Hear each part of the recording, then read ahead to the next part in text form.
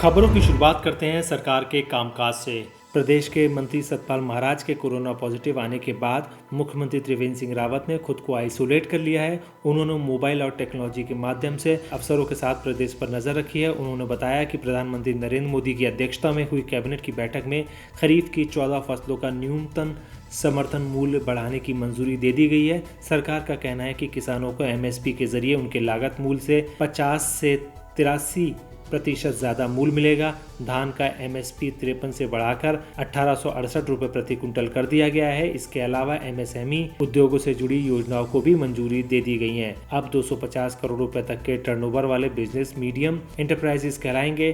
पिछले महीने घोषित किए गए 20 लाख करोड़ के पैकेज में MSME की परिभाषा बदलने का ऐलान किया गया था। किस फसल को कितना समर्थन मूल्य मिला, इसको भी अब जान लीजिए। 2020 और 21 में MSP सामान्य धान की 1868, A ग्रेड वाले धान की 1888, ज्वार की 2620, बाजरा की 2150, कपास की 5515, कपास लंबे की 5825। किसानों को समय पर कर चुकाने में सब्सिडी की स्कीम 31 अगस्त तक बढ़ा दी गई है। अब खबर कोरोना की ढाई चाल की। प्रदेश में कोरोना पॉजिटिव मरीजों की संख्या में लगातार इजाफा होता जा रहा है। आज स्वास्थ्य बुलेटिन के अनुसार 23 नए मामले सामने आए हैं, जिसके बाद प्रदेश में कोरोना पॉजिटिव मरीजों की संख्या 929 पहुंच गई है। अभी तक नैनीताल जिले में 258 मामले सामने आए हैं, जिसके बाद उसे रेड जोन में शामिल कर दिया गया है। इसके अलावा दूसरे नंबर पर राजधानी देहरादून है, जहां 191 केस मिल चुके हैं। कुमाऊं से लेकर गढ़वाल तक पहाड़ी जिले भी अछूते नहीं हैं। सभी जिलों में कोरोना पॉजिटिव की संख्या लगातार बढ़ रही है। आज चंपावत जिले में 15 नए केस सामने आए हैं, जबकि 8 केस हरिद्वार में सामने आए हैं।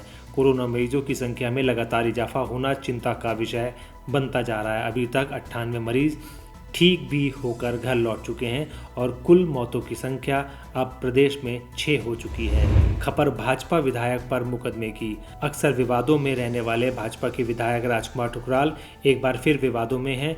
वह अब लॉकडाउन के दौरान सोशल डिस्टेंसिंग की धज्जियां उड़ाने पर सुर्खियों में आए हैं।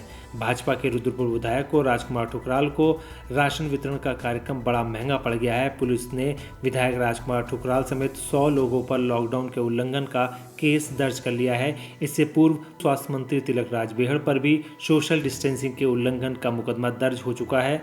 बता दें कि रविवार की सुबह विधायक ठुकराल अपने आवास पर राशन किट वितरित कर रहे थे।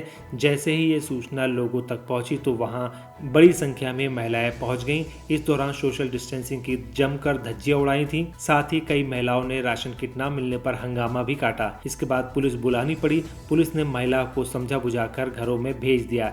इस मामले में पुलिस ने गंभीरता से लेते हुए विधायक ठुकराल समेत 100 लोगों पर लॉकडाउन का उल्लंघन करने पर मुकदमा दर्ज कर लिया है। खबर जनता जनार्दन की। काफी समय से कुमाऊं में फंसे यात्रियों के लिए आज का दिन काफी सुखद होने वाला है। आज से काठगोदाम देहरादून रेलवे स्टेशन के बीच नैनीदून जनशताब्दी स्पेशल ट्रेन का संचालन शुरू किया जा चुका है। मंगलवार की सुबह से काठगोदाम स्टेशन से देहरादून के लिए ट्रेन रवाना होगी। फिर यही ट्रेन सायं देहरादून से वापसी कर देर रात काठगोदाम पहुंचेगी। ट्रेन से आने वाले कुमाऊं मंडल के यात्रियों को उनके जिलों तक पहुंचाने की व्यवस्था के संबंध में जिलाधिकारी सबिन बंसल द्वारा प्रशासनिक अधिकारियों के साथ बैठक कर आवश्यक दिशा निर्देश जारी किए हैं। उन्होंने कहा कि बिना बीमारी के लक्षण वाले यात्री ही यात्रा कर सकेंगे। यात्रियों के परिजन स्टेशन परिसर में प्रवेश नहीं करेंगे। DM ने कहा कि देहरादून से काठगोदाम आने वाले यात्रियों की स्वास्थ्य परीक्षण, थर्मल स्कैनिंग तथा उनको भेजने की व्यवस्था लालकुआं, हल्द्वानी तथा काठगोदाम स्टेशन से की जाएगी। इसके लिए लालकुआं तथा हल्द्वानी में 1-1 काउंटर तथा काठगोदाम में 2 काउंटर लगाए जाएंगे। इस स्टेशन पर आने वाले यात्री टैक्सी और बसों के जरिए अपने गंतव्य को जाएंगे। बसों व टैक्सी में निर्धारित किराया यात्रियों को ही देना होगा। लालकुआं स्टेशन से जिला चंपावत व पिथौरागढ़ के यात्रियों को बस सेवा से निःशुल्क रुद्रपुर भेजा जाएगा। रुद्रपुर से पिथौरागढ़ तथा चंपावत जाने की व्यवस्था जिला प्रशासन ऊधम सिंह नगर द्वारा की जाएगी। उन्होंने कहा कि ऐसे में नैनीताल, हल्द्वानी को छोड़कर अन्य स्थानों जिला अल्मोड़ा, बागेश्वर के यात्रियों को बसों के माध्यम से स्टेजिंग एरिया गोलापार में लाया जाएगा। यात्री विश्राम के बाद नैनीताल, अल्मोड़ा और बागेश्वर के यात्री गोलापार में उपलब्ध बसों और टैक्सियों के माध्यम से अपने गंतव्य को जा सकेंगे। किराए का भुगतान संबंधित यात्री स्वयं करेंगे। यात्रियों के पास उपलब्ध रेलवे का टिकट ही उनका पास माना जाएगा। टिकट दिखाकर ही टैक्सी का आवागमन सुचारू रहेगा। जिलाधिकारी ने कहा, तीनों स्टेशनों पर आने वाले सभी यात्रियों के होम क्वारंटाइन की मुहर भी लगाई जाएगी और सभी यात्रियों को अनिवार्य रूप से होम क्वारंटाइन होना होगा। यदि कोई यात्री किसी संस्था या संस्थान में कार्यरत है तो उसके क्वारंटाइन की व्यवस्था संबंधित संस्थान द्वारा की जाएगी। खबर विपक्ष और राजनीति की। प्रदेश में बढ़ रहे कोरोना के मामलों पर कांग्रेस ने राज्य सरकार पर हमला बोल दिया है। इसी क्रम में रविवार को कैबिनेट मंत्री सतपाल महाराज समेत पूरे परिवार के कोरोना पॉजिटिव आने पर सियासी हलचल भी तेज हो गई है। आज कांग्रेस के वरिष्ठ नेता ज्योत सिंह बिष्ट ने अपने एक बयान में कहा कि कैबिनेट मंत्री सतपाल महाराज के कोरोना पॉजिटिव आने के बाद 29 मई को उन्हें कैबिनेट की बैठक में शामिल किया गया, जिसे मुख्यमंत्री समेत कई मंत्री और अधिकारी मौजूद थे। आज इस पर सवाल उठाते हुए कांग्रेस के वरिष्ठ नेता ज्योत सिंह बिष्ट ने सतपाल महाराज के कोरोना पॉजिटिव आने के 24 घंटे बाद ये फैसला लिया कि मुख्यमंत्री त्रिवेंद्र सिंह रावत समेत बैठक में हिस्सेदारी करने वाले सभी मंत्री और अधिकारी क्वारंटीन होंगे। उन्होंने कहा कि राज्य के मुखिया से लेकर मंत्रीगण सभी मुख्य सचिव और अधिकारी क्वारंटीन होंगे तो उत्तराखंड में सरकार नाम की कोई चीज़ नहीं होगी। उन्होंने कांग्रेस पार्टी की ओर से राज्यपाल से ये मांग की है कि उत्तराखंड में 14 दिन तक सरकार का अस्तित्व समाप्त हो चुका है, इसीलिए राज्य में राष्ट्रपति शासन लग जाना चाहिए। राज्य का मंत्रिमंडल, राज्य के मुख्य सचिव और सभी वरिष्ठ अधिकारी जब क्वारंटीन होंगे तो इससे उत्तराखंड में सरकार नाम की कोई चीज दिखाई नहीं दे रही है।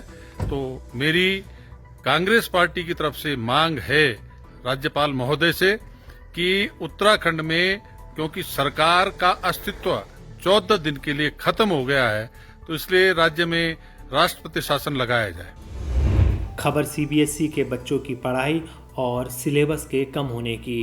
कोरोना वायरस की वजह से देश में जारी लॉकडाउन के कारण बच्चों की पढ़ाई को काफ़ी नुकसान पहुंचा है।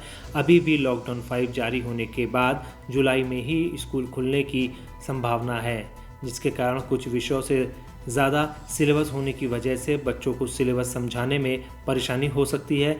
इसे देखते हुए एनसीईआरटी ने कुछ खास निर्णय लिए हैं। एनसीईआरटी ने अचानक से बच्चों का सिलेबस का बोझ न पड़े, इसके लिए हर विषय में 3 से 4 चैप्टर कम करने के निर्देश दिए हैं। ये गाइडलाइंस स्कूलों तक जून के दूसरे सप्ताह में भेज दी जाएंगी। नई गाइडलाइंस के अनुसार हर विषय से 3 से 4 चैप्टर को कम किया जाएगा। जिस विषय में 20 चैप्टर हैं उनमें छात्रों को 16 चैप्टर ही पढ़ने होंगे। इसी आधार पर बच्चों की परीक्षाएं भी की जाएंगी। इससे बच्चे पाठ्यक्रमों को सही से समझ सकेंगे और उन पर बोझ भी नहीं होगा। दोस्तों, हमारा यह वीडियो आपको कैसा लगा आप हमें कमेंट बॉक्स में ज़रूर बताइएगा। अगर आप इसको YouTube पर देख रहे हैं तो हमारे चैनल को सब्सक्राइब करिए। अगर आप Facebook पर देख रहे हैं तो हमारे चैनल को लाइक करिए और हमारे पेज को फॉलो करें। नमस्कार।